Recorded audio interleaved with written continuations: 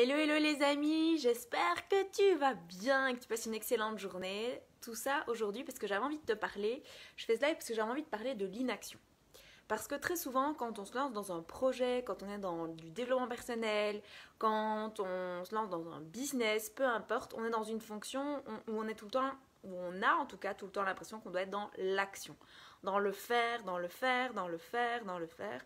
On se pose des objectifs, on doit atteindre ses objectifs, on doit faire des choses. Et en fait, on en oublie que on n'a pas un côté de la pièce sans son envers. Et donc, c'est essentiel quand on est dans le lancement d'un projet, quand on est en train de réaliser son projet, quand on a une activité, quand on a un business. Oui, il y a des moments d'action. Et ça, j'en discute, ce sera incontestable. Oui, il y a des objectifs qu'on se fixe parce que ça te donne une ligne directive. Ça te donne un cap. Autrement, tu avances comme un surfeur qui surfe sur les vagues et puis à un moment donné, tu arrives, tu sais pas trop où. C'était peut-être pas où tu imaginais. Et donc, du coup, c'est essentiel. Bonjour Adriano. Bonjour Adrien. C'est essentiel d'avoir un cap. Par contre, ce qui est essentiel aussi, c'est d'avoir des moments de repos, d'inaction, pour pouvoir intégrer dans ton corps ce qui se produit, pour pouvoir vraiment être là en présence. Et je le vois avec certaines de mes clientes où elles avancent toutes à des moments très différents. Et ici, la semaine dernière, il y en avait une qui disait « Ah, moi je vous vois toutes avancer, vous avez des superbes avancées, vous mettez des choses en action. Moi, je suis dans un élan très introspection, je sens que je dois vraiment revenir à l'intérieur de moi. » Du coup, elle se frustrait. Elle se frustrait d'être à l'intérieur d'elle-même alors qu'elle voyait les autres avancer. Et cette semaine, elle nous dit, cette semaine, c'est ma semaine d'action. Voilà ce que j'ai abouti. Et c'est énorme ce qu'elle a fait. Parce qu'elle a pris le temps de faire un pas en arrière et de se dire, ok, voilà tout ce que j'ai réalisé. Maintenant, comment est-ce que j'intègre ça dans mon corps? Comment est-ce que je prends le temps d'être à l'intérieur, de ressentir ce qui est juste pour moi, où je dois aller? Est-ce que l'objectif que je me suis fixé, c'était ma tête, c'était mon cœur?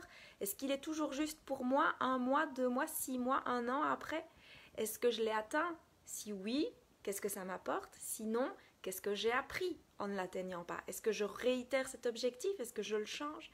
Et elle a pris le temps de se poser toutes ces questions. Et elle est arrivée cette semaine avec des trucs waouh! Donc, j'avais vraiment envie de vous dire, prenez du temps dans l'inaction, dans le fait de s'arrêter, de se poser, de ne rien faire. Pas lire, pas méditer, non, juste ne rien faire.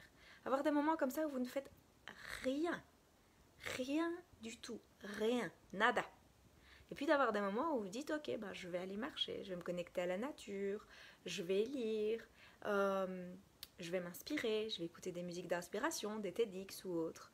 Là, on est dans le faire, mais juste dans un autre aspect pour pouvoir sortir encore de son business. Et puis hop, on y revient.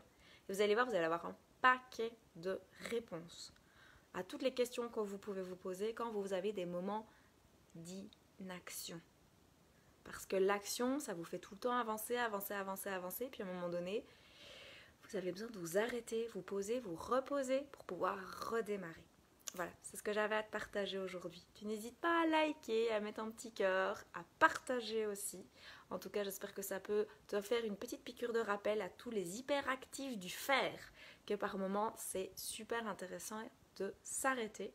D'ailleurs, je te parle de ça, c'est parce que moi, j'ai reçu justement un beau petit bracelet, tu vois, le vert, en agate mousse, où moi, j'ai tendance à faire.